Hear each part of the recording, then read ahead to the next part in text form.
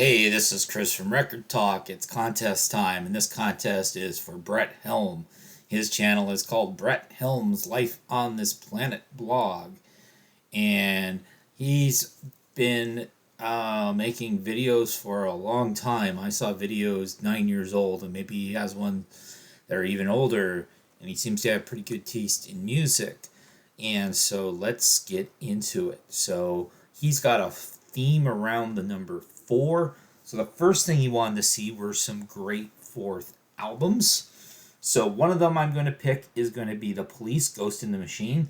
So this is the fourth of their 5 studio albums. When I ranked the Police albums, I ranked this number 2 out of the 5. I preferred the debut, Outlandos d'Amour. This, of course, has got some famous singles like they all do, Spirits in the Material World, Invisible Sun, but it's got some great Everything Little Thing She Does Is Magic, but it's got some great deep tracks like Hungry for You and Rehumanize Yourself. Another great fourth album is my favorite Sturgill Simpson album, Sound and Fury. The non-country album, the crazy psych rock with the anime theme that Sturgill Simpson did. But wow, it was a great album. A little bit polarizing, but I'm definitely on board with it. Next, he wanted to see some albums where the fourth song on the album is your favorite song on the album. Let's do some jazz. Let's do a classic jazz album, A Love Supreme by John Coltrane. And well, it turns out that there are actually only 4 songs on here. It's basically Love Supreme parts 1, 2, 3, and 4. So part 4, which would be the second part of side 2, Resolution, I'm going to call that my favorite. So this, of course, would be an example where the 4th song is also the last song. And I like it when the last song is the best song. Maybe a more straightforward example of that would be Caitlin Rose, her album Own Side Now. And so the 4th song on here, I'm not centering that very well.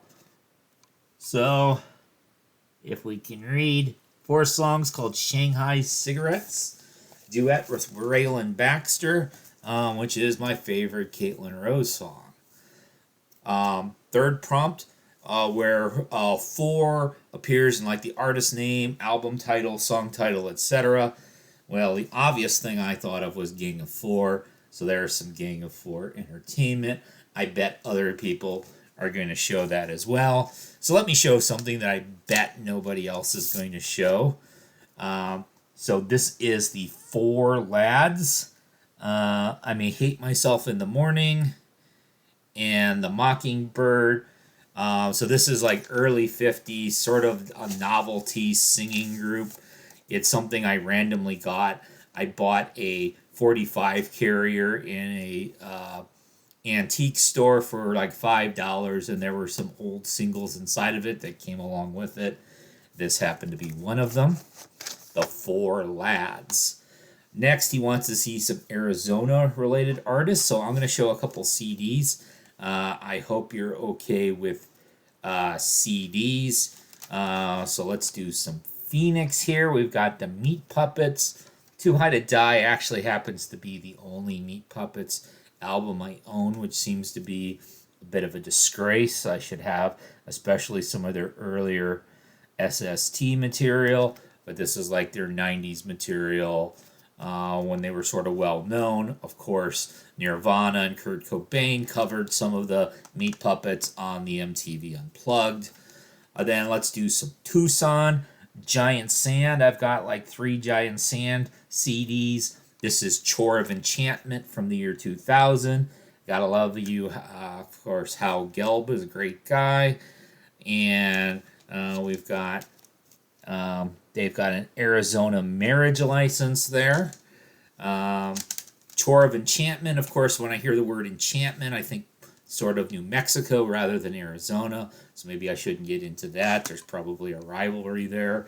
And then if you want to see something a little bit more straightforward, Well, we can show you a Phoenix Girl, we can show you some Stevie Nicks, or we can show you a Tucson Girl, we can show you some Linda Ronstadt, uh, roller skates, tube socks, $5. You know the deal with living in the USA. So there we go. Oh, we've got the bonus record as well. And so I'm going to show you record number 4,000. So you can see below where it says the Cash Brothers, right or wrong, 4,000.